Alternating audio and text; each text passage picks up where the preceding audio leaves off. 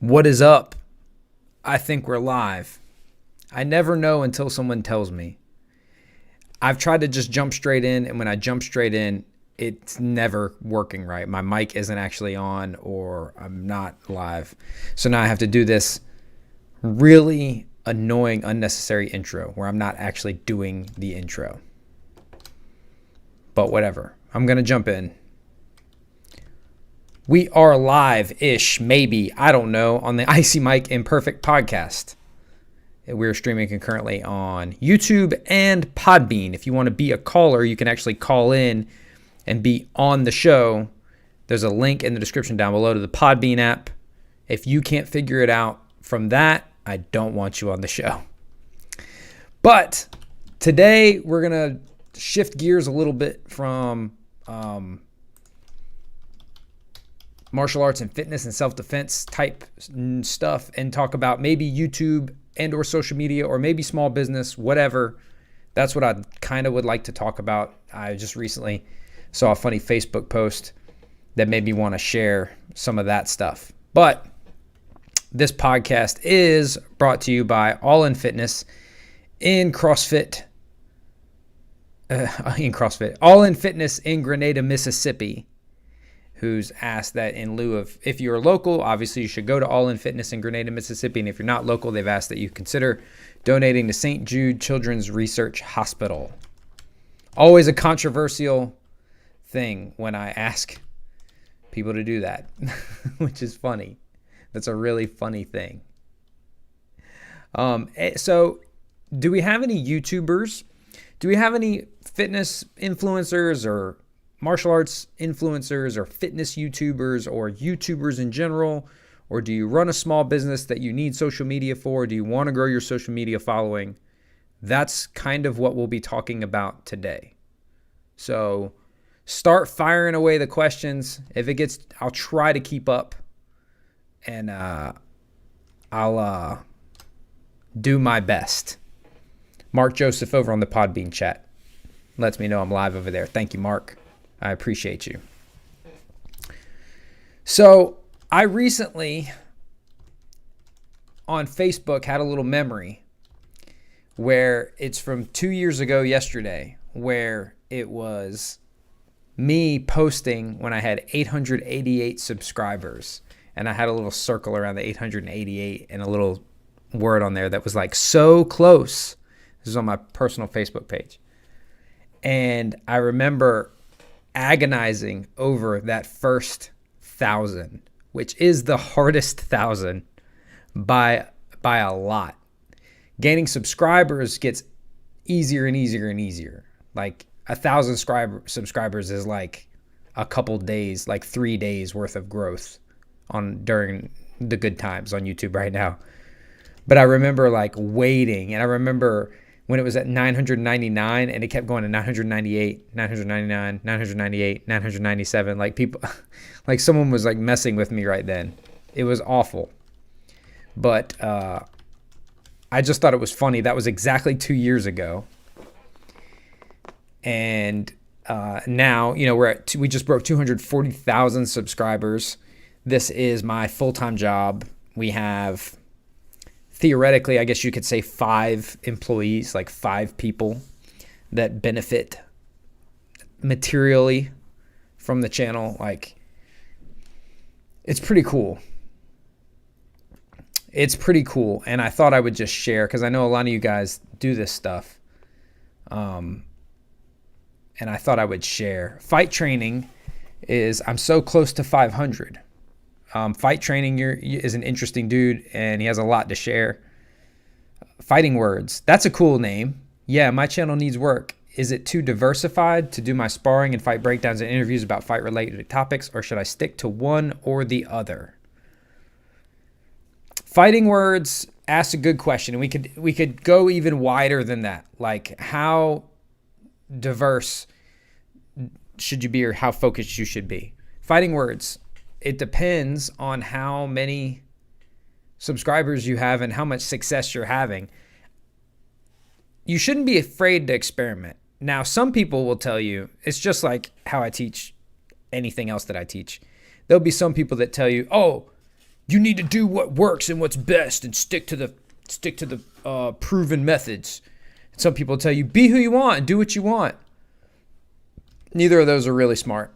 If you want to be successful, and depending on how you measure success, if you just want to have fun and you just like making videos or like posting shit on your Instagram, just have at it. You know, do whatever you want. If you want to grow your YouTube channel, you do need to try things out to see what works. And then as you get information about what works, if you want to grow, you hammer those things and keep trying to refine that. In the beginning, this is just a guess. Every situation will be different with this. In the beginning, I would say like try a bunch of different stuff and see what you enjoy doing. If you have a small audience, your analytics mean nothing. You guys with probably less than 5,000 subscribers, those analytics and those retention rates and those click-through rates and all that stuff is probably pretty pointless. It's not very useful information because you're dealing with people that really, really like you. So, my man Logan in the house. Logan, good to see you. Thank you for joining me. Ugh, Logan just made my stomach turn. Oh my God, I'll explain some more of that later. You guys that are less than 5,000, don't get too hung up on performance. What you're doing early on is trying to find what you enjoy doing and what you're good at. Then in the mid game, you're kind of trying to stick with what works. And then when you grow, like where I'm at now, I can afford to do a couple videos that I know won't perform well, but I enjoy doing them and they do serve a specific portion of the audience. So depending on how big you are, that kind of depends on how much you should mess, and how much of the, like if this is your main source of income, you kind of don't want to mess around too much. You want to experiment. Sean Cannell gave me the advice about 20% of my time should be spent experimenting. About 80% of my time should be spent sticking to the bread and butter. Let's see. Fight Training has an idea for a channel name and he's making a video on it. Don't do that. Don't make videos. Here we go. Talk about some things. Let's talk about like 5 things that you should not make videos about. These are some things that immediately need to stop on YouTube. You don't need to do them. Don't do these videos anymore. 1, don't make videos about making videos unless your channel is about making videos. I'm going to repeat that, which means you should write it down. Don't make videos about making videos unless your channel's about making videos. If your channel is about working out or karate kicking or about welding, no one gives a shit what your video making process is. No one cares about videos that you're gonna make. No one cares why you haven't put out a video in a while.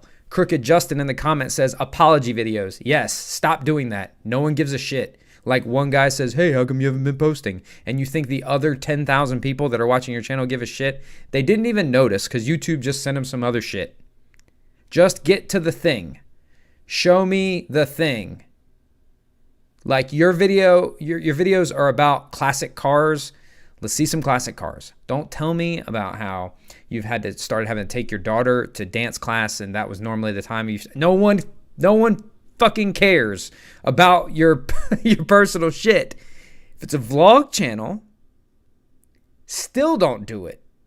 Because no one cares about why you haven't been making vlogs. Just make vlogs about the reasons. Just make the vlog. Just show me the thing. Stop making videos about making videos. So don't, in that same vein, Fight Training. If your channel's about fighting, teach me about fighting. Show me cool moves. Show me setups for the guillotine. Show me how to land a left hook. Show me how to feint or show me some footwork. Don't tell me about the name of your channel. I don't want to see a video on that. I will not watch it. No one will.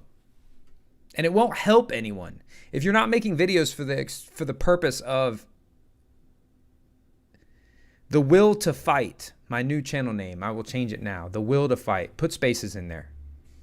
Don't stylize it like that. It's too hard to read. The will to fight. That's pretty good. That's better than fight training for sure. Marvin Cook says, much love, coach. Currently building my YouTube channel. Have been paying attention to your content to reference from. Cool. If you're not, wait a minute. Sensei Seth says, that's a great name, Will. Is his name Will? Is fight training's name Will? If fight training's name is Will, the will to fight is even better. That's a great name. Far superior to fight training. Marvin, I appreciate you, man. If you're working on your YouTube channel, if you're not following the Icy Mike channel, you should be doing that. That is where I like these podcasts when you notice that they're not up, the replays aren't up on Hard to Hurts because they're going to be on the Icy Mike channel, which is where this one's going to end up. And I post YouTube tips and social media tips and small business tips and stuff like that there. In fact, let me go ahead and do that. I should have already done this. Let's bring Average Joe in. Average Joe, haven't heard from him in a while. Average Joe, I tried to connect you. Where did you go? Oh, man. Let's try again. Average Joe, you are live. Hey, Mike, you moved your... actually, you didn't move. I got a job during the time that you had your podcast in the past, so that's why I wasn't showing up. Oh, cool, man. Well, it's good to see you. Average Joe is a buddy of ours. He's called in a few times to argue with me and talk shit to me. And now, actually, he's on the list of illustrious folks who have actually trained at RKM Training in Myrtle Beach. He actually came out and did some classes with us. That is true. Yeah, it was a 7-hour drive. I made the drive that you called me out to do. I know. So I got to occasionally remember that, like, I need to be, like, I was talking mad shit, and you're like, okay, I'll show this guy. I was like, whoa, man, sorry. I didn't mean to, like, I didn't mean to seriously impact your life with my shit talk. I had a bunch of fun being down there, so. That was great. We really appreciate you coming out. Tell the folks a little bit about your time at the studio while I try to find this thing. Yeah. So 7-hour drive from Harrisonburg, Virginia, and I showed up right in the middle of his kids teaching session. So I went to walk in, and then weirdly was like, oh, this isn't my time. And then anyways, I waited in my car for about 40 minutes, and then I got to talk to Mike. He kind of remembered me. He remembered me more later in the day, but anyways, he was just like, yeah, you signed this thing, and then he gave me some gloves, and then I got to practice some boxing. It was pretty awesome. Yeah, so you'd done jiu-jitsu. You actually knew how to grapple pretty well, but you hadn't done hardly any striking. Exactly. So I paired Joe with some of my best guys. He was with my best guys, but they were also the biggest guys too.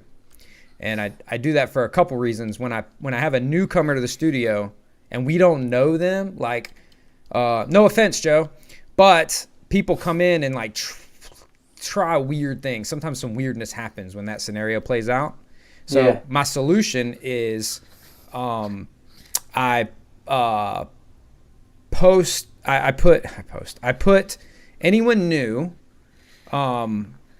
with my biggest, best guys, which means if they're cool, then they learn the most from those guys. And if they're not cool, then those guys can straighten them out. Yeah. You know what I mean? Fighting with Nate was pretty cool. It was pretty awesome. Yeah. And I think you worked with Jim during we did some weapons stuff. Yeah. Y'all were hammer fighting. Didn't y'all have the hammer? We did, yeah. Yeah. So Joe is the only person outside of the studio that has actually been exposed. I wouldn't say that to the hammer curriculum because I didn't really give them a lot of instructions, but they had a training hammer and they were fighting over it. But that was pretty cool, man. Well, I'm glad you made the trip and I'm glad you had a good time. I hope you got some value out of it.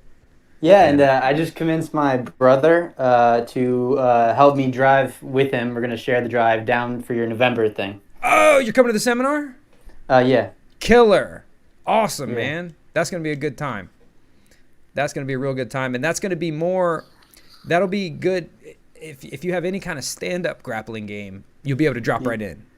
Cool. Because the punches, they're still going to be striking, but the platform it'll be like you're already clinched up with the person. Yeah. So, who do we got here? Let's bring this guy in. Oh, Joe, did you have a question or anything, or you just want to call us up? I had a follow up story that it's gonna be. I can make it a quick. No, go for it. Story Yeah. Okay. It's your time. So, this was the beginning of your podcast, the beginning of quarantine. I talked about how I was a sad boy because I felt like quarantine was just gonna be me living with my mother for 6 months, right? Yeah. And then I told you about this girl that was texting me, and you were like, "You gotta text her, right?" Oh yeah. I do remember this now. And then so I texted her for all of quarantine, right? Mm-hmm. It was going well, and then she was still being a student at JMU, but I'm not a student at JMU. I just graduated, right? But so I decided to go down to Harrisonburg anyways because I have friends there, and because maybe because she was there, that might have been my motivation, right? Yeah, maybe two birds with one stone sort of thing. Exactly. So also jiu-jitsu, there was guys still doing jiu-jitsu down there. Yeah.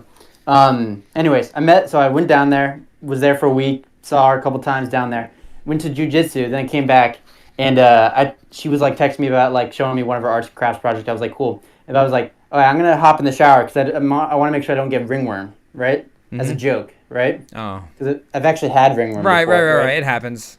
Right. And she was like, wait, ringworm's so gross. Have you had ringworm? And I was like, yeah, I had it 6 months ago. And she's like, oh my God, that's so gross. Anyways, I go to sleep. I wake back up. She's like, hey, listen, I don't think I can talk to you anymore because you had ringworm. I'm sorry. And then I was like, wait, really? And she was like, yeah, really. Oh. And then I was like, okay, that's fine, I guess. And then I have not talked to her since. Well, I mean... It's pretty funny. It's honestly, we're in the middle of a coronavirus epidemic that's killed 200,000 people. Okay, so... And she didn't want to talk to me because ringworm. Let me tell you about the time I had scabies. I don't know what that is. Exactly. It sounds terrible, doesn't it? All it is, they're little tiny lice, but for your skin. And about maybe 20 years ago, 22 years ago or something like that, there was a scabies outbreak at USC. I was in Columbia at the time, and I was hanging out with all these people that stayed on campus, and there was this huge scabies epidemic. All right. Okay. Well, a girl told me that she had I was having an issue, right? She was having the same issue, and I was like, "What the hell is this?" And she told me it was scabies. That she went to the nurse at the school, and it was scabies. Gotcha. I lost my mind. I was ready to beat someone's ass. I was about to go to jail. I was so angry because I didn't know what it was, and my brain filled in that it was some horrible STI. Sexual rabies or something like that? Yeah, sexual rabies. Oh, man. And I was flipping out, and then she was like, you put on a soap twice and it's done." And I was like, oh, but I remember not having a handle on what it was and what it meant, and I thought it was something disgusting that was incurable. Right. So maybe she just doesn't have a perspective on what ringworm is, Right. I went on a date with her, right? And she was like, what if you gave me ringworm on the date? I'm like, first of all, I don't even have ringworm. I had it 6 months ago. Second of all, that's not how that works. And then she looked it up on WebMD, and it was like, if you get ringworm, you also get cancer. And so yeah. Well, from WebMD, everything is cancer, and everything gives you cancer. Exactly. But as most of the people in the comments have already gotten to, typically that just means that she wasn't that into you, and that was just a thing she could say and blame it on, other than just saying, "Hey, I'm just not that into you." That is fair. That's fair. Yeah. Well, because what people don't like to do, not just girls, anybody really, when you're decent and nice and cool and not that, there's nothing wrong, but someone's just not into you, they'll feel guilty just saying, "I'm not that into you," because you were nice, you had a good time. She can't say, "I don't like this, and this about you." They'll generally not into you. Yeah, I had a girl one time tell me that she couldn't talk to me because I was a cop. Yeah.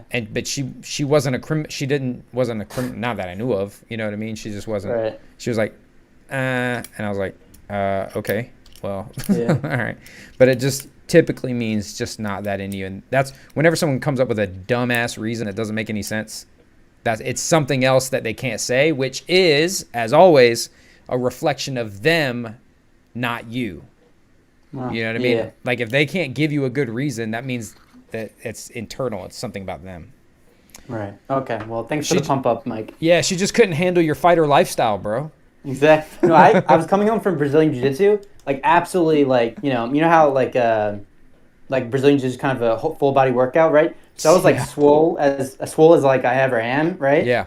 I was like, I'm feeling good. I'm feeling good. You feel like a big old man, yeah. Exactly. I just like choke some dudes. Yeah. And then, anyways, so yeah, there you go. Yeah. Well, man, fuck her. She don't know what she's missing out on. It'd be like that sometimes. Yeah. Sometimes you think it don't be like that. But it'd be like that. But it do. It do be like that. I hope I'll see you in November. Yeah, man. I can't wait to see you on the 7th, man. Thank you so much. All right, see you. All right.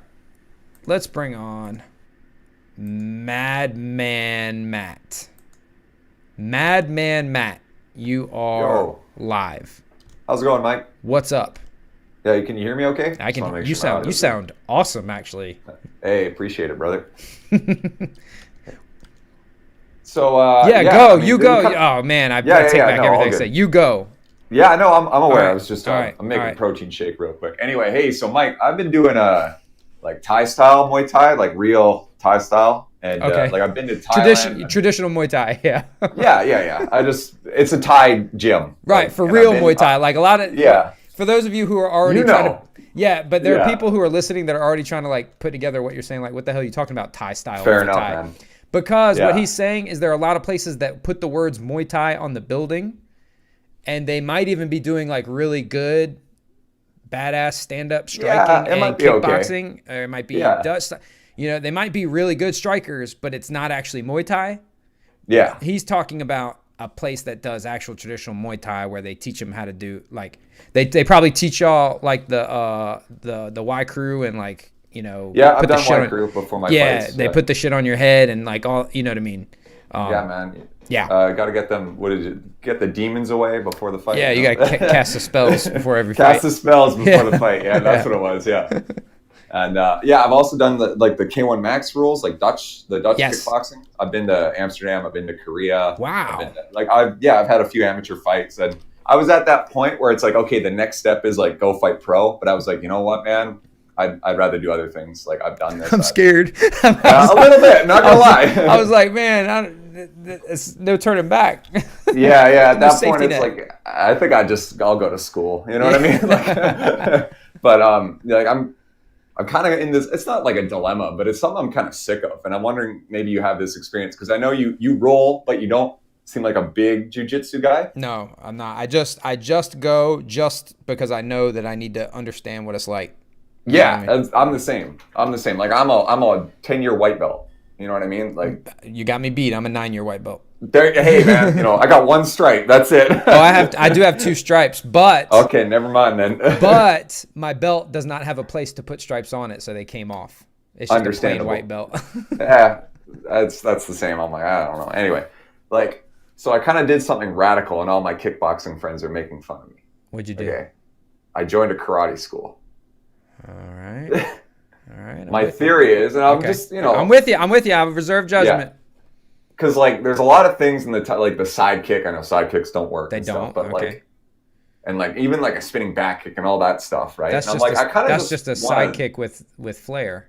With more steps. Yeah. Yeah. It's even worse side kick. It's a side kick that takes longer. Yeah. And it has less power because you have to turn around first. Yeah. Absolutely. Okay, go ahead. You're just gonna get jumped, man. You really expose your back. Right. As soon as you turn around, they take your back. Absolutely. It's a terrible idea. Yeah. Anyway, my friends are all making fun of me. They're like, "Why are you doing karate? Why aren't you doing jiu-jitsu?" The honest answer is like, I just don't like it. I've tried it. Thank you. I just don't like it. Thank you.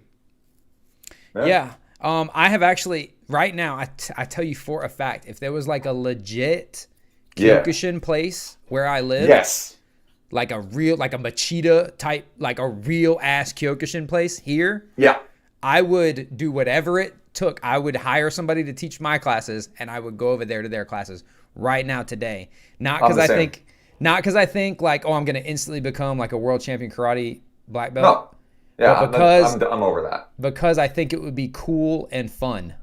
Yeah. So I'm 100% the same. Like, I think Kyokushin, okay, people always look at Kyokushin and they're like, oh, you get punched in the face. You can't punch in the face. It's like, bro, there's a cool documentary about this guy. He's like a big Australian dude, and he did 100-man kumite. I saw it. Is like, I watched the whole thing. Holy I watched the whole thing. Like, you gonna tell me that bad Mamma Jamma can't, like, you can't hurt that man. No, man. Like, and here's a simple fix. If we're talking about for fighting, like you want to be a complete fighter. Sure. You go to Kyokushin. Yeah. And then twice a month go to boxing. Yeah, exactly. Well, I've done boxing before. Yeah, but I'm saying go spar, like you go to the boxing gym and spar with them twice a month. Yeah, totally. Yeah, I would still go Saturday. to my old gym, and like I just said, like, you know, I've been here for so long, I just do a drop-in fee, and they're like, yeah, Matt, you get like a special. I've been there forever, right? Mm-hmm. So I just spar with those guys, but then now I'm kind of in a little bit more of a little karate stance. It's not as close together, you know, like Thai style. Yeah. And I find it's really opened up my game in a lot of ways. I'm throwing kicks at a little bit of a different style. I'm throwing a little bit differently, but I can still go back to that Thai style. And I think it's working out. I think it definitely it's a nice combination. Yeah, it definitely will, because anymore, so the kickboxing style, if you want to say that as far as at our gym, it's informed by, so my teacher is a Kyokushin black belt, a Taekwondo black belt, has fought Muay Thai, and is a professional boxer. Oh, yeah. And a talented Greco-Roman wrestler. So you can look at individual parts of everything we do and see all that. Yeah. So, yeah, and I think people overthink the choosing what to do with their time too much, especially as we grow up. Because you think, like, oh, you decided, I'm kind of over it. I don't want to be a professional fighter. I'm never going to be a UFC champion. I just like martial arts. Congratulations, you are a martial artist. 100%. Had this conversation yesterday with a guy. A boxing guy was coming over. He needed some. A boxer came by the gym to talk to us about maybe getting some help with some pressure, because the boxers, when they come to our gym, generally they'll say that it pressure them like crazy, even in just boxing. Yeah. So I was explaining to him, I said, dude, I'm 39. I'm never going to be a world champion. I'm not a fighter. Nate's a fighter. I pointed at Nate. I said, he's a fighter. I'm just a martial artist. I just like to learn this shit just for the sake of learning it, because I think it's fucking cool and fun. And I think... Same thing, man. Yeah, I think things being cool and fun is good enough. I mean, shit. That's what jet skis are. You know what I mean? Yeah, that's a great analogy. Yeah. You guys making fun of this guy out here. So your fuck ass friends that make fun of you for going to karate, probably at least one of them's got a dirt bike or an Xbox or some shit. Oh, totally, brother. Do they have an Xbox because they're going to be a professional gamer, or do they have an Xbox because it's cool and fun? There's nothing wrong with cool and fun. Jet skis, Xbox. It's all cool and fun.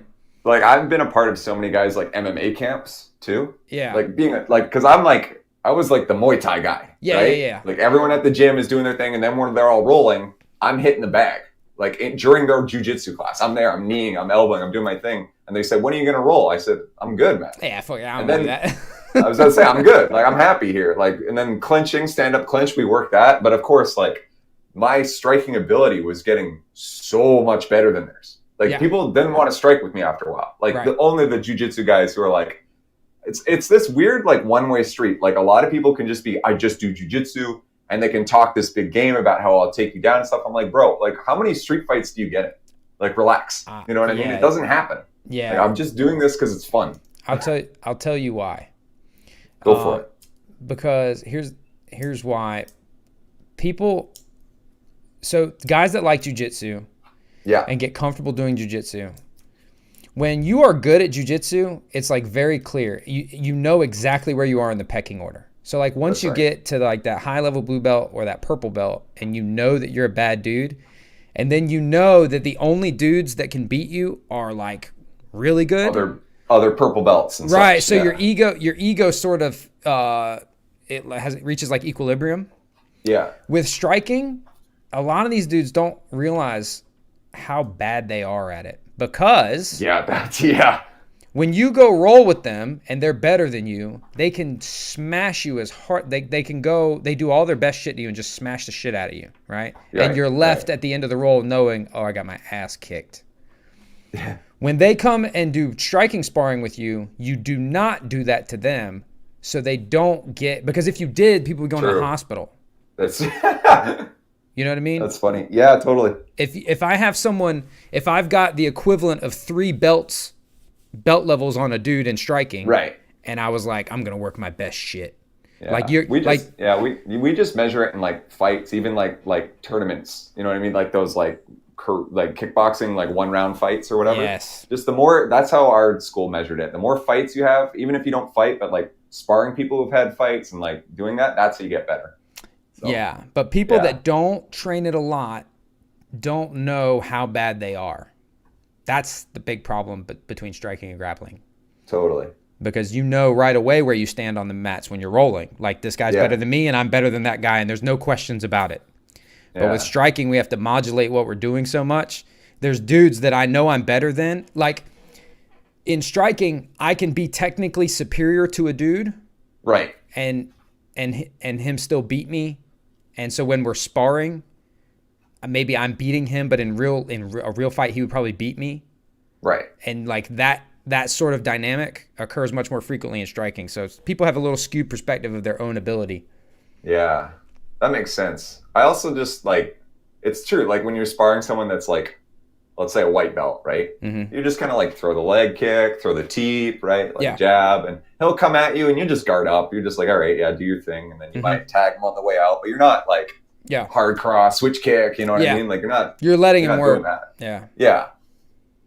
That makes sense. I also think that like a lot of like pure jiu-jitsu guys, they just don't want to get punched in the face. Nah, yeah. It's not a good feeling, I'll be honest, but it sucks. And it's like anything else.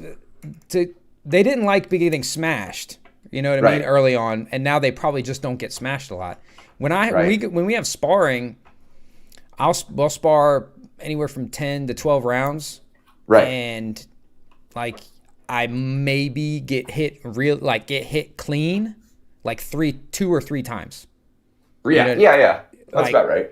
But if you're new, that's not true. You know, you know what I mean? If you're new, you're getting hit much more. It's just getting over that hump. And then I can also I can take a day off. I can spar, just like with people that roll, can take a day where they're like, I ain't getting taken down. I'm not getting taken down today. And they make sure they don't get taken down that day. I can go in sparring and spend a whole day and not get hit. It might not land much, but I could work out for an hour and never get punched. Or I could go in there slipping, shelling, doing a lot of, or I can go in there with my mouth guard bit down and just take as many as I want. Yeah, but some days you got to do it. Yeah, but when people don't have that level of striking, they don't understand. They have a skewed perspective because no one's ever like knocked them unconscious. Right, you've never been rocked. Yeah, it's just like, whoa, even a flash KO where you're just like, what is going on? I don't know where I'm at. You know. Yup. Yeah, no, I just thought it was kind of an interesting perspective. No, I definitely 100% agree with you. I think you should go do it because it's fun, and I'm like looking for like, I want to do like right now I want to do some kung fu or some Filipino martial arts. That'd be dope. I'm trying to find not because I think that any of it'll make me any better at anything, just because I think it'll be fun and cool. Yeah, that's where I'm at, man. I'm really we have a cool school. It's like a Kyokushin with enough to like a little bit of Shotokan, like just a little bit of the longer stances, if like for good strength and stuff. Mm-hmm. And I'm digging it, man. I'm really enjoying it. Yeah. Well, all right, man. Thank you for calling.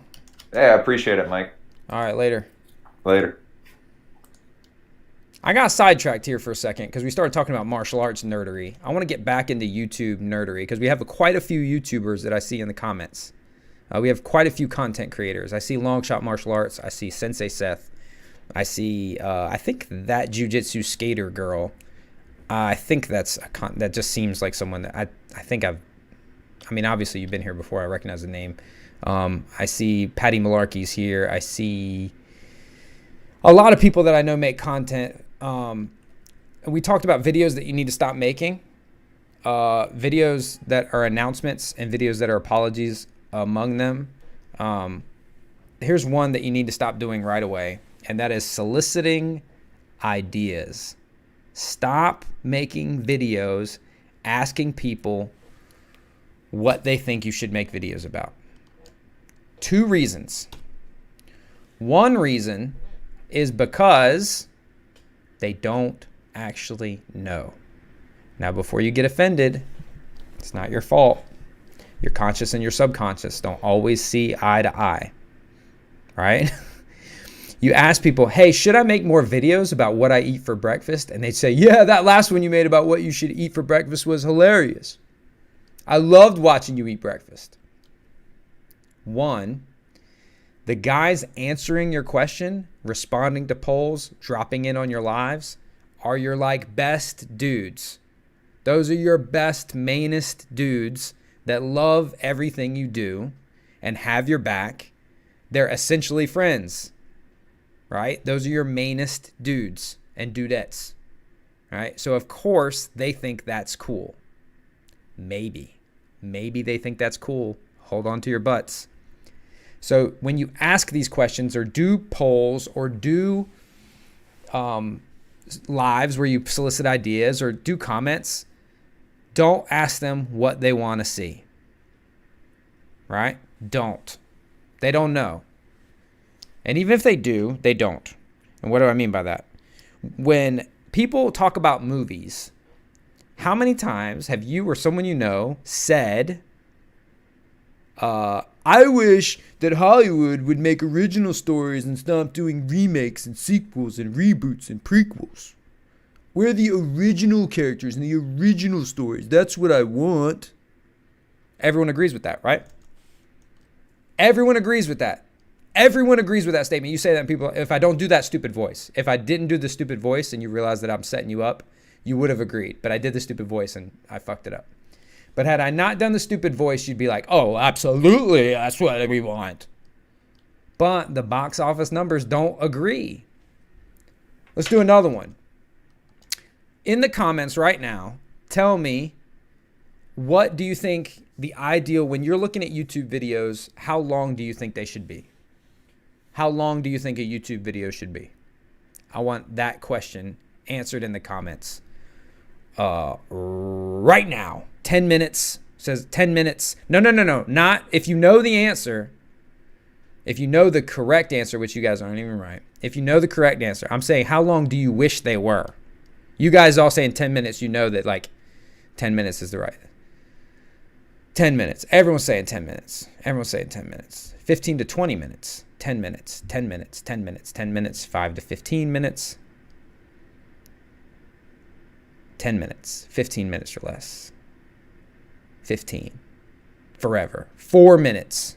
20 minutes. 7 minutes. 10 to 20 minutes.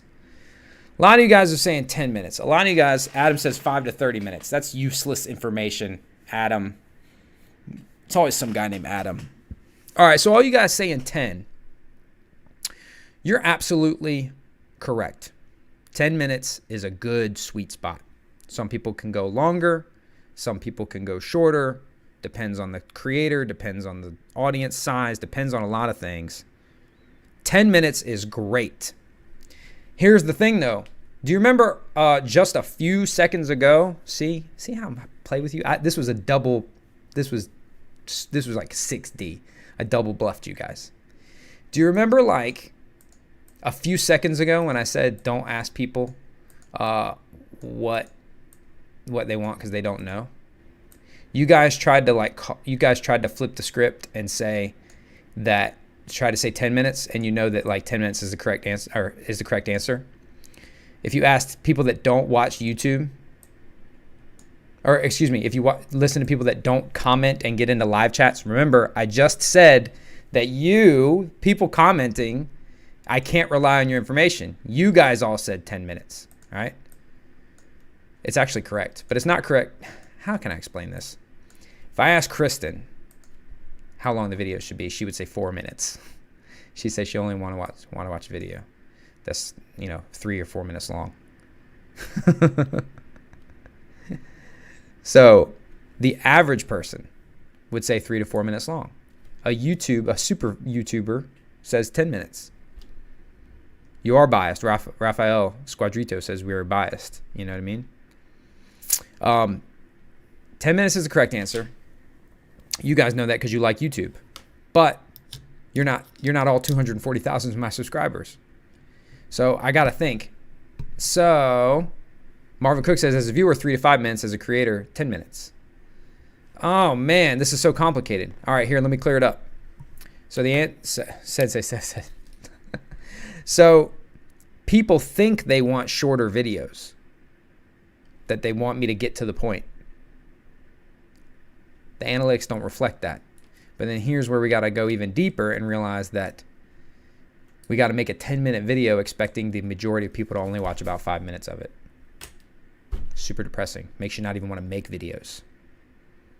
Right? So where am I going with this? It's that you can't judge it based on what people say. They will say that they want 3 to 4 minute videos, or you'll say that you want 10-minute videos, but people are only going to watch half of it. In fact, with my videos, and this is just for me, my average audience retention is 50% across every video with a few outliers, no matter the length. So theoretically, the longer the video, the better. You know? Now I'm lucky that we've reached the time where I just have to make the video. I just have to cut it. I have to make it make sense. I just make the video that fits it. Sometimes they go long. Sometimes they're short. But 10 minutes is the sweet spot for you YouTubers. Try not to go over 10. In fact, I would say if you're brand new, try not to go past 7. You know? And actually, when I was in the 100,000s, 100 to 150,000, 7.5 minutes was actually the most successful videos by a long shot for me. So you have to play with that. But don't listen to what people say that they want. That Jiu-Jitsu Skater Girl says, I know, I don't like long, uninteresting intros. Yeah, I think people do the intros all wrong, but here's the big problem, that Jiu-Jitsu Skater Girl. Everyone says they don't like those long, uninteresting intros, but these YouTubers that have millions of subscribers that do them, the numbers don't lie. They're obviously looking at their numbers, and they're obviously seeing that that is not impacting their watch times and their audience retention as much as we feel like it should. But I try, as a general rule, my intros rarely longer than 30 seconds. If you look at like yesterday's video, because it's a sponsored video and because it's longer, is a little different. But generally, if you look at them all, you can track. That intro usually drops right around 30 seconds. And I have a hard and fast rule that at 1 minute in, we need to really be into the content, unless the video is much longer than 10 minutes. I try to get straight to the point. Warren C says long intros just kind of played out 10 years ago. But, you know, these YouTubers are making a lot of money doing what they're doing. Adam says an intro should just be a snippet of the video. Sometimes we do that, and we talked about Corridor Crew earlier. You guys were talking about Corridor Crew in the comments. They do that. You know, it sort of depends. Boom, boom, boom, boom, boom, boom, boom. So, let me check the Podbean, see if anyone's trying to pop in over there. I'm ready to take a caller, especially if it's about the topic at hand. I would love to talk about your social media, your YouTube, something like that. Let's bring in Ike Flow. He was trying to call in earlier. I'll get him. Ike Flow. What's up, mate? Hi, Mike. How's it going? Good. How are you? Good, thanks. How are you doing? Yeah, I'm good. All good here. I had a couple of questions about... You're coming in super low, man. Get up on your microphone. Can you hear me now? Is that any better? That's way better. Okay, cool. Yeah, I had a couple of questions about channel names. Oh, so, no. Go ahead. I'm listening. Does it make, how much of a difference does it really make with your channel name? The issue that I suppose I've got with my channel is there's another channel, Aikido Flow. Yeah, it's much more popular. We're often exactly. Yeah. We're often confused, and people confuse it too. So I'm considering just changing mine. I think in your case that would be a good idea. I've often thought that about your name, and I know that you didn't like pick it to. I like the words Aikido and flow going together is not like a unique idea that only one guy's ever had. You know what I mean? It makes sense. Yeah. You know, it's dude, you got to stop doing that. Whatever it is that you're doing right now, be still, my friend.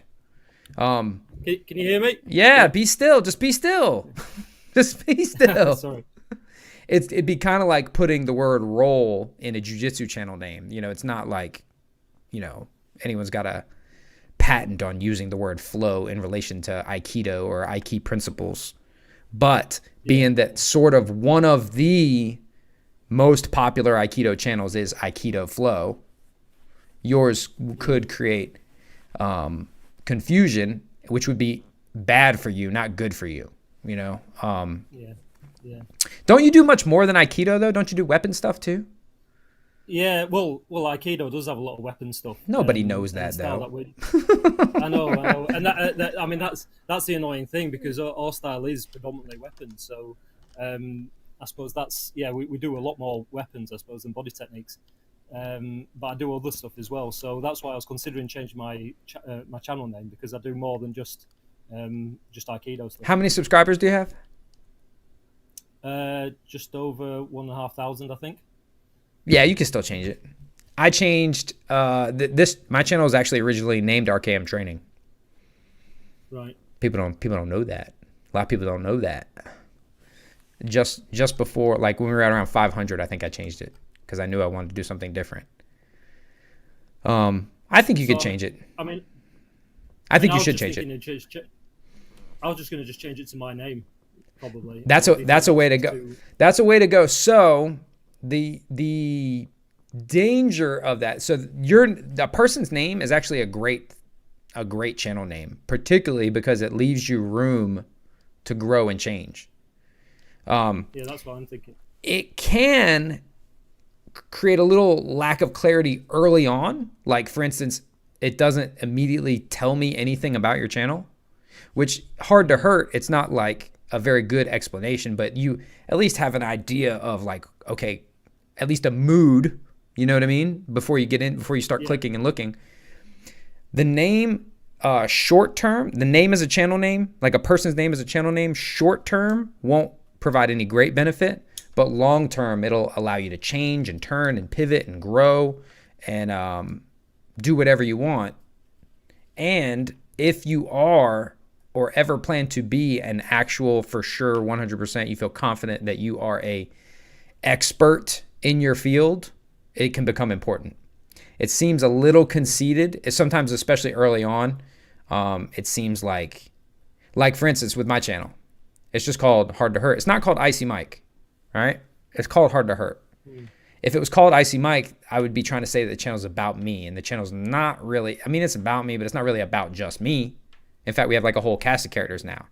Now, my second channel is just my name, but that second channel I'm creating under the premise that I am an expert in the things that I'm just talking about on that channel. Whereas on Hard to Hurt, I never intended to be an expert in the subject matter that we were talking about on Hard to Hurt. Does that make sense? Yeah, it makes sense. I mean, that was so I was going to ask you about that, because you created the second channel. Is that because if you posted some of the videos from that channel, you might lose subscribers? Yeah, I mean, I might lose subscribers. That's not really like the worst part of it. I want to make it clear, not everyone is that's because Hard to Hurt. If Hard to Hurt was about me, which it's not, you know what I mean? I would just post, hey, here's some YouTube tips. Hey, here's how to do a snap kick. Hey, here's how to break a board. Like whatever. Hey, here's us going to the arcade. You know what I mean? Yep. I wanted to create the second channel to save the viewers who don't care about it's actually, I'm doing it not to serve myself, to serve the viewer. What would best serve the viewer? Right.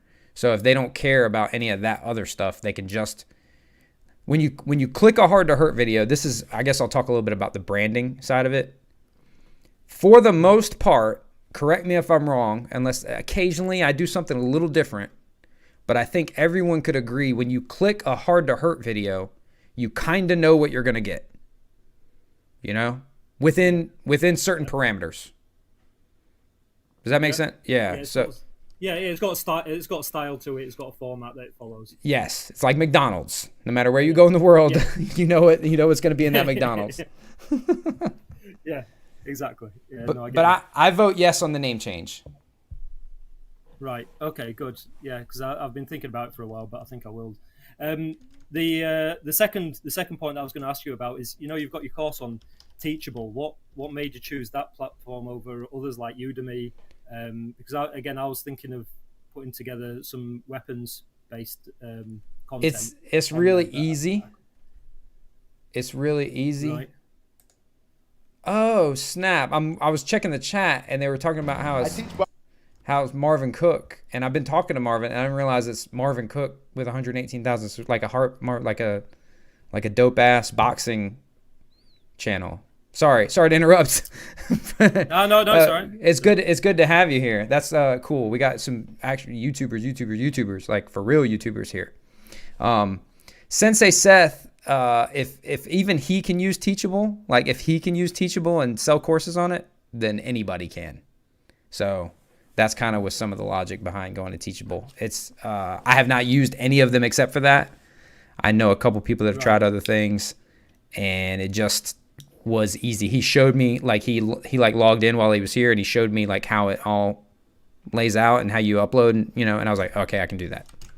There was no real super important decision making process, and I didn't ever plan to make a full-time income selling courses. Like I had material that wasn't right for the channel that I thought was super valuable. So that's kind of how that decision came to be. Yeah, because I remember seeing one of your other videos where you were talking about what you should put on YouTube and teaching. It's kind of different things, really. And I suppose the way that I like to do things, I like to teach more. But then, like you say, putting it on YouTube, people aren't going to just want to listen to loads of videos of you talking necessarily. They want more different types of content on there. So, yeah, that's what I was thinking about that. Yeah. No. Yeah, I just break it up to for the viewer's sake. Right. Thanks for that. It's really, really helpful. All right, man. Thank you so much. And let me know when you get the new channel name. I'm curious. I can't wait to hear what it is. Right. Cheers. All right, man. All right. Take it. All right. Oh man, look at this. We got Coach Brian is in the chat. We got Marvin Cook is in the chat. This is Marvin Cook's channel here. I'm about to subscribe to this. Everyone's saying it's awesome. I got to check it out. I'm going to put a link to that in the description. Coach Brian from Teach Me Grappling, my favorite YouTube channel. Everyone knows he's my favorite YouTuber. You mispronounced Sensei Seth. I don't know how you said it, but also, how's my audio? Kind of crappy. Not terrible, but kind of crappy. Are you driving? No, definitely not. Oh, okay. Are you in the bathroom? Fight Commentary Breakdowns is here. Whoa, man. Whoa. It's a star-studded affair. Yes. Everybody is here. This is awesome. We are talking about YouTube. Sensei Seth can be successful on YouTube with the right. Oh, I'm on the wrong. There we go. That's on the wrong thing. I think I just showed my analytics. I hope I didn't just show my analytics. Oh, there you go. So not that I'm ashamed of them, but that like I'm saving that for another video. The videos are doing well. There's a bunch of YouTube videos right now. How much I make off YouTube? Yeah. There you go. Teach Me Grappling says Icy Mike, my favorite shit talker. There we go. Let me talk some shit about. I'm glad you're here, Seth, because you can help me. Yeah. Brian did a video recently where he talked about the pronunciation of guillotine. Now I say guillotine. He says guillotine. Brian, I got to tell you that we were talking about you in text message. Seth texted me like yesterday or the day before, and he says, "Dude, your boy reads comments through email." And then I died laughing because it made total sense that Brian Peterson would read his YouTube comments through email, like it, because I actually Via email, I emailed him recently, and I was like, I just feel like it's gonna take him a long time to respond. He just seems like not a super connected dude. You know, it's like kind of like when we got my dad a cell phone, and it just took him a long time to text us. He just strikes me. I don't know him personally, but he just strikes me as not a super connected to this thing type dude. And Seth said, he reads his comments by email, and I died laughing. Ha ha ha ha. And then I was like, oh my God, I can't believe that. And then Seth was like, what a funny joke. Yeah, no, but then Seth said it was in a skit. He like did a skit, and I was like, oh, so maybe it's a joke, but that seems so plausible. It's actually now a brilliant joke. And then Seth was like, no, it wasn't a skit, but he really does read his comments by email. And I was like, no. Like, yeah, right. It was a skit, but that wasn't the purpose of the skit. But that's the funniest thing. And now, if you're not a YouTuber, you might not get why that's so funny. But if you are a YouTuber and you think about the whole process of checking his comments by... Well, it made me think, like, what the funniest part was is I wonder if he replies to them via email too. I was just thinking, and if they like don't show up because they get like YouTube just gets an email from Coach Brian, and YouTube's like, this is a non-reply. He's sending his replies. Thanks for watching to do not reply at google.com. But his monetization, like his AI stuff, is probably super favorable to him because he talks to them so often. Yeah. Oh, this guy.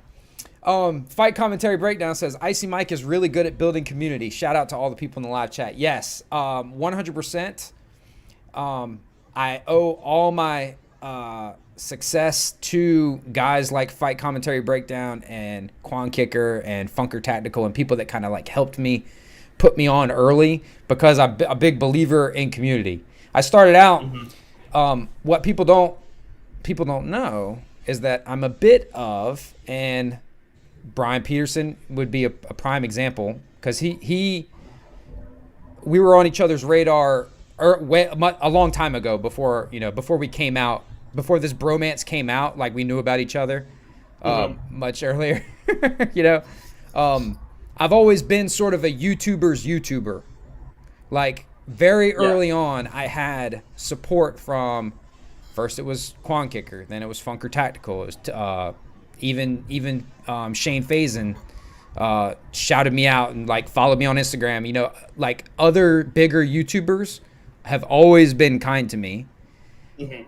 Because I think, in my opinion, I keep it's kind of a real abstract idea, the idea of community. Like, what does it mean? What is it even talking about? But I try very hard at that. That's all intentional. Like, I try to be a community around, like, my videos. I do like, the idea of making videos that are, as, Jesse Enkamp puts it, evergreen, videos that can just stand on their own forever. But I also do like to dip into and be part of like what's going on. Yeah, right. No, that makes sense, because I mean, those small things are going to be like what helps contribute to the staying growth. Like I could post something tomorrow that like has nothing to do with anybody here, but it could go viral. Yeah. But so few of those people are going to stay. Yeah, it's not good for the long-term health. Yeah, right. Longshot Martial Arts says he found us through Quan Kicker.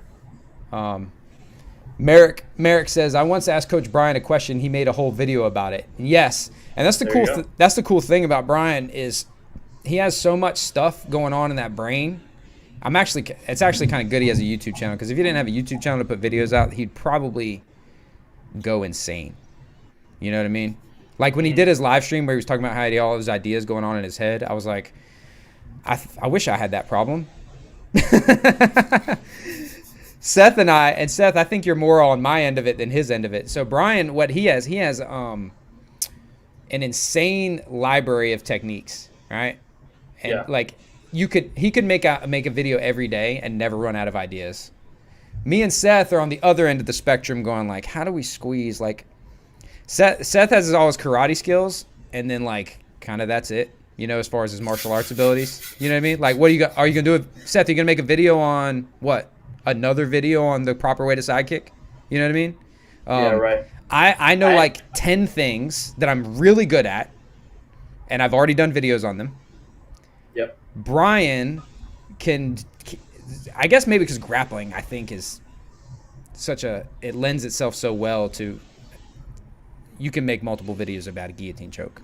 You know what I mean? Oh, easily. Yeah, right. There's so many variations and so many different setups, and they're all kind of interesting and different. Right. When you're talking about footwork and angles for striking, it's like, hey, all right, so he's going to try to punch you. You move your head over here, and then you punch him. Great. Well, there's so many different planes. Yeah, right. Boxing video over. Move your head out of the way. Punch him. Boxing Bam. video's done. Kicking video's done. Hey, Yeah. If your legs are longer, kick him before he gets close enough to kick you. Yay, karate Bam. video over. That's it. That's all you need to do. Well, like when you wrestle, you work on different planes of movement. Like, you're never going to be talking about somebody punching you and you go, okay, they're on top of you, they're underneath you, they've got you, they're literally hugging your side. Here's how you punch them. You know? Yeah. It's never okay. So his right hand's coming towards you. You notice that it's a vertical fist, not a horizontal fist. So Right. you're gonna use your the inside of your forearm. You know, that's not how striking works. Well, that's how some people think striking works, but, Right. but that's not how good striking works. That's not how real striking works. Yeah. With grappling, they could go like, you could do a whole video on Kimura where you do hold with the thumb. That's a video. And now like Kimura where you don't hold with the thumb, that's a whole video. Right. Whether or not to use the thumb in Kimura is a third video. You know, like How to decide which. yeah. So you don't have thumbs. Problems with using the thumb. What if you have no thumbs? What if you have no thumbs? How to do a Kimura grip with no thumbs if you have no thumbs? I don't know. That probably wouldn't be a video. How to do a Kimura grip with thumbs with no thumbs. With no thumbs. Oh man. But Brian, and he says we're going to get together and change the world. I think me and Brian should get together and make videos. I really think that he's sort of I would say the grappling side of, like, we have personality traits that are similar.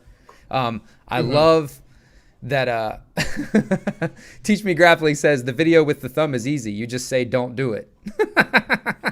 Don't do the thumb.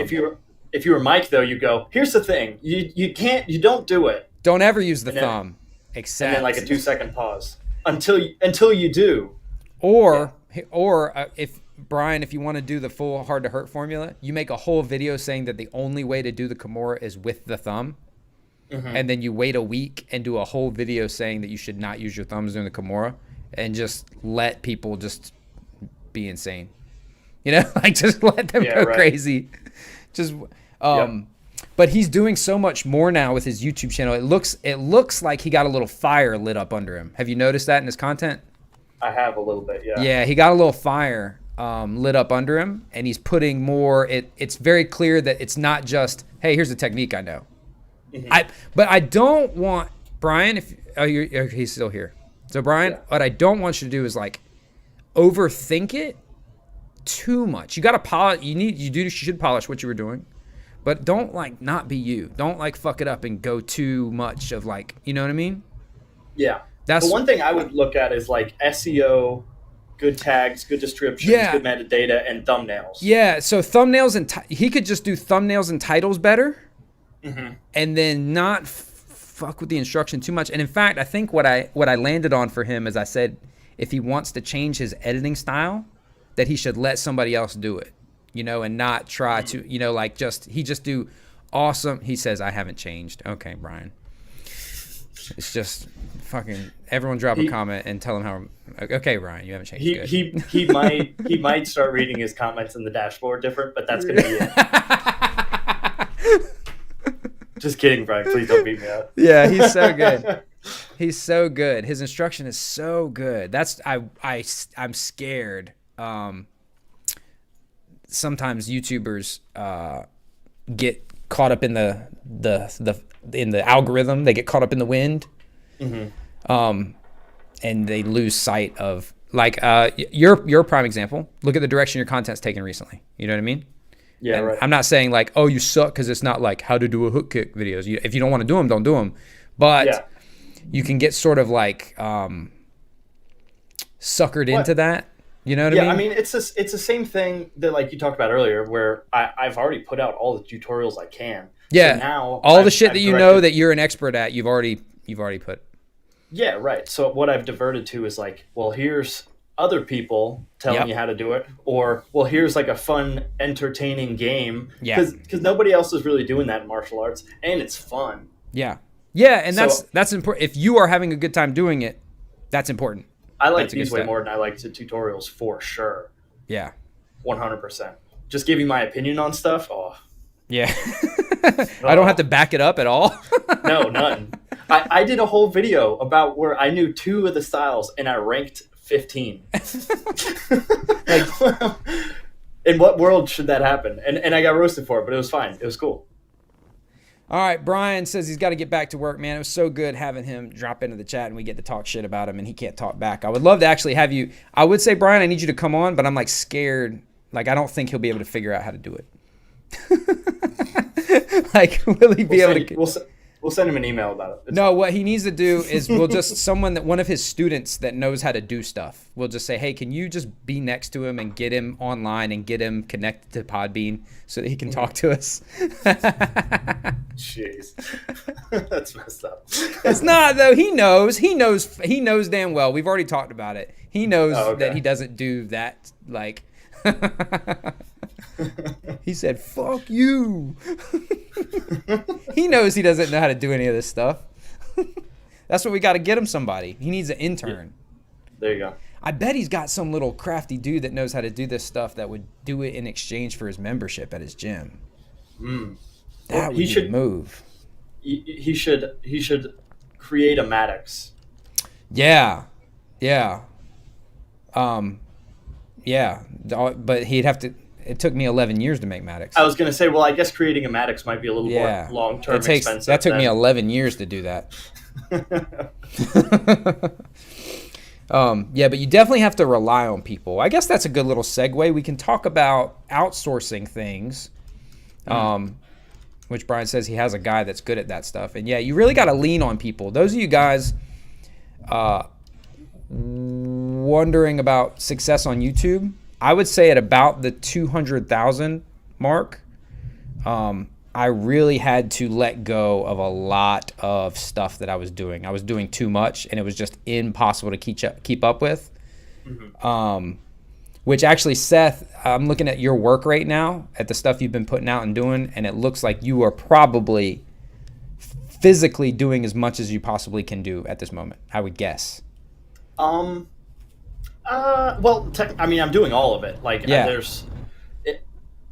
what's interesting is I think I'm at like this like peaking point where it was a point where I was like, okay, this is everything I can possibly do to add to this channel. And I'm like close to having all of my time taken. So now it's actually, I'm doing all that same stuff, but I'm getting more proficient at it. So it's like starting to go down a little bit. You're starting to shave some. Add a little bit, and then it'll probably go down a little bit because what I added will become easier. And I could see it peaking in like a couple months. But for the most part now, it's not that bad. That's good. You become more efficient at it without adding workload. So you've just gotten better at doing the things, which we'll touch on that. Brian says he runs the channel, his gym, his barbecue business, and he day trades. Barbecue business? How do I not even know that? Yeah, right. Kuru says, wait, there's a barbecue business? Yeah. Brian, go ahead and get out of here. We'll talk more about you behind your back. But that is super interesting. That's an interesting dude. Cool. I think if I could like manufacture a production crew to like just do everything for him, he would be a perfect candidate for like a more reality show style. You know what I mean? Like if his videos could be like 8 minutes of instruction and then like 2 minutes of B-roll and slow barbecue motion. And like shit he's doing out and back and like, oh, he had to put up new equipment at the gym, stuff like that. Like how occasionally I drop in kind of things that are going on at the studio or like what's going on with the guys now that we have kind of a crew, you know what I mean? Yeah. That stuff, I think actually, sometimes it flops. Sometimes when I look at the performance of when I include other people, you know, and it Yeah. doesn't seem to hit. Or when I'm talking about like vlogiers type stuff, like what's going on with people, and hey, look, Jay's back. Jay hasn't been here for a while, you know, that sort of thing. Yeah. Short term, maybe like you won't see a huge like boom in your audience retention or your analytics when you do things like that. But after you reach a certain size, like after 100,000, people that are subscribed to you are super interested in you. I was about to say, yeah, I've kind of diverted from doing anything that's like about me, because I don't think there's enough people to make it like sway the numbers. Right. There's not enough people who are interested in what I'm doing to sway the numbers. Now, other people can get away with that. Yeah. But right now I'm trying to like think of like people will get to know me through looking for something else. Right. That's so when I first started, and I've told this a bunch of times, but it always bears repeating. When I was early on, like around 4,000 to 5,000 or something like that, I was doing these vlogs that were super interesting. They were really interesting. They were about me going to street beefs. They were my workouts. They were like what we were eating when we had a car. I did a parody of MTV Cribs, but in the van that we rented. You know what I mean? Yeah. Really cool stuff. And I went and fought somebody in the fucking dirt. You know? Yeah, right. Let's not forget what we did at the end of those vlogs. Do you have a playlist of these vlogs? Yeah, somewhere. I think I've made some of them private, maybe. But my point is, no one gave a shit because they were super entertaining. They were set to music. I had the cuts sequenced on the beats and stuff like that. They were really, really in depth. But no one gave a shit. If I were to do that stuff now, though, it would perform much better because I built a large enough audience that would also care about that sort of thing. Yeah, right. That has enough context. Right. They're invested. On you, Yeah. Yeah. My audience at that time was like, yeah, great, cool. Which shin guards should I buy? You know, like I don't give a shit about any of this. Like I was looking for, you know, they watched maybe a review. Right. They'd watch a review of a piece of equipment because I was doing a lot of gear reviews at the time. And then they're like, okay, that was cool. He really hit all the points I needed. And now, he's driving to Virginia. No one cares. So you got to build up that audience. And then and your audience has to like expect it a little bit too. Yeah, because there's plenty of people I think who only put out like if Coach Brian put out a vlog, I wonder because he's even at like what probably 100 and I don't know he's above 100 now, right? Yeah. I think it would be so off-brand. It's like hard to say which way it would go. They'd be resistant, and his percentage. The percentage of his viewers that's probably actually training and there for instruction is higher than the percentage of my viewers and your viewers. Definitely my viewers, yeah. Definitely your viewers. Definitely mine too. Mine fluctuated, but I think my non-training viewers are at an all-time high because I do so much of the weapon stuff and that stuff's real accessible. Oh yeah. That's accessible too. When we get recognized now, we've had a few people that knew who I was, and it was people that didn't even pretend to train. Like it wasn't like karate nerds or people who took kung fu when they were 15 and still like go comment on Sensei Seth videos. It was It's just people that just saw the whip video and then they just saw me dome Kristen with the pepper ball gun, and like anybody can watch that. Anybody can watch that stuff. You don't have to train. Brad Bradford says, don't let your nose break. It sucks. I recommend learning striking defense while wearing headgear. And that's why no one will remember your name. You need to let your nose break. That? Some guy. He just said, don't let your nose break. It sucks. I recommend getting your nose broken early and often. Getting my nose broken. Yeah, I don't. I was going to say I don't. I've had mine broken a few too many times now. Yeah. It's hard to breathe. I've had mine broken a bunch. And it's awesome. It's like the best thing that ever happened to me. The first time my nose got broken was the best thing that ever happened to me. The second time my nose got broken was the most important martial arts lesson I ever received. The third and final time I had my nose broken, knock on wood, was a good refresher. And that shit probably won't happen to me again. I just want one more time where my nose gets broken so I can fix it, and then after that, ideally no more. My Okay. my Like there's a small part of my. I think we lost him. My nose doctor said that he wasn't gonna fix my nose because there was no point, because I was just gonna get it broken again. That Jiu-Jitsu Skater Girl says, but real question, what's the best way to get a good thumbnail?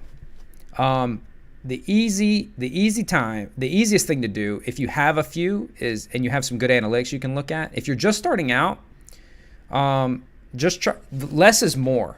If you look at thumbnails here, I'll show you. We'll do this. This will be kind of, we'll go out on this, like how to make a good thumbnail, because that's a good question. That's a good actionable question that I can actually work with. Two things. One of the things that I do know that I do well is thumbnails. That's objectively true. You can think that my videos suck or I'm stupid or whatever, but there's no question that the thumbnails that I make are good, because for a few reasons. Let's go to popular uploads. Let's look at, these are my most popular uploads, and if you'll notice, there's a trend. We got big bold words, one word a different color, me holding something, my face and me holding something, my face and me holding something, my face and me holding something, my face and me holding something, my face, and here's this a little different because I'm hitting the bag, my face and me holding something, Jay's face and him holding something, my face and me holding something. This one, actually, I maybe could have done that one better. This one's me holding something, which is Sergio's throat. Karate fight. I got the word fight in there, and it looks like people about to fight. This one, stop doing this. That's an Athlean X move. If you guys are familiar with Athlean X, that's always works. But two things I want you to look at when you're looking at these thumbnails is that when you look at them, it's very obvious that it's my video, right? Like, it's very clear that it's a hard to hurt video. This might not be the best for growth. Maybe, maybe not. This is a banging thumbnail here, this home defense weapon thumbnail. This one right here. That video right there did very well, and that thumbnail is part of the reason.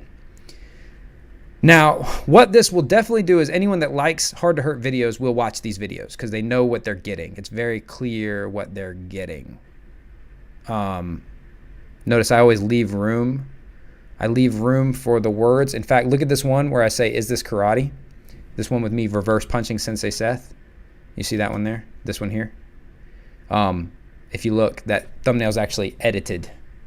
Like, you see where it's cut and the bathroom doors, and it's like flipped. Those bathroom doors are from over on the right. I flipped it so that I could move Seth over in the shot.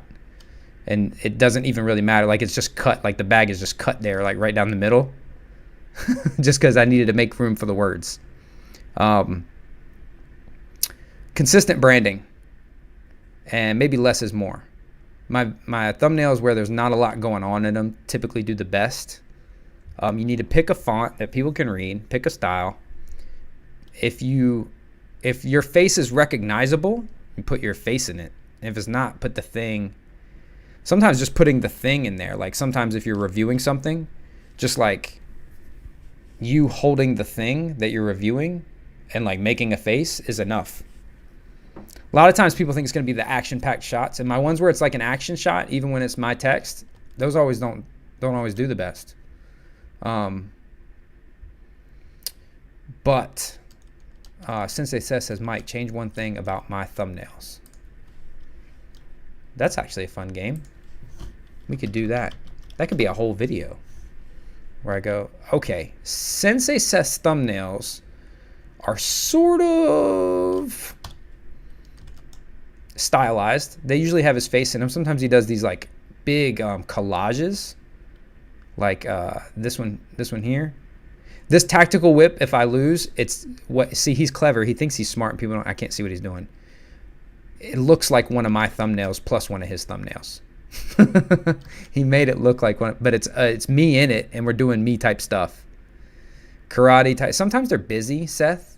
Yours are a little busy, but you're doing well. So I can't say that like what you're doing isn't good, because fight tip seminar with Shane phasing right. That video should have done better. That's weird. So like, here's a thumbnail with you getting kicked by Shane Fazen. It says fight tips in the title. This video should have done better. Maybe because it was before you were big boy with 35,000 subscribers. Sensei Seth's thumbnails are very busy, but I can't say, look at his views, man. He's off the charts. This guy's killing it. So I can't say that you're doing anything wrong. You know? I just like the fact that your most viewed videos are not just me anymore. That way you feel like your own man. And you won't feel so insecure and inadequate when we're around each other.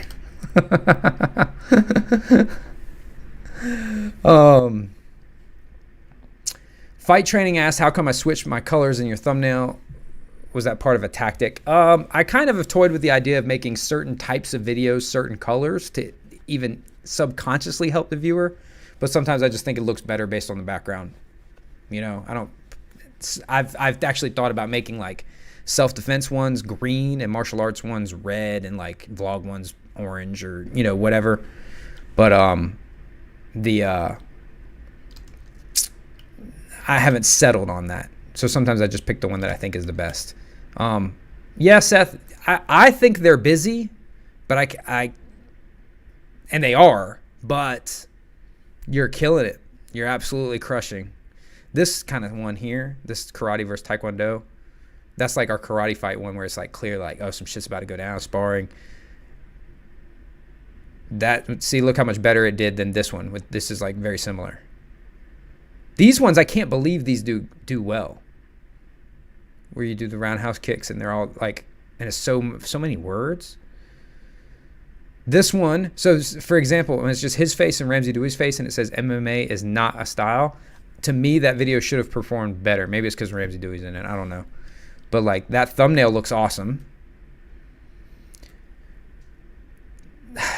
It's hard to say, man. I would have said that they're too busy, but as I look through it, it looks like you're doing great with the busy ones. It's like, it looks like the busier they are, the better. You know? Oh, this is cool. MMA is not a style with me did more views than MMA is not a style with Ramsey. I'm happy now.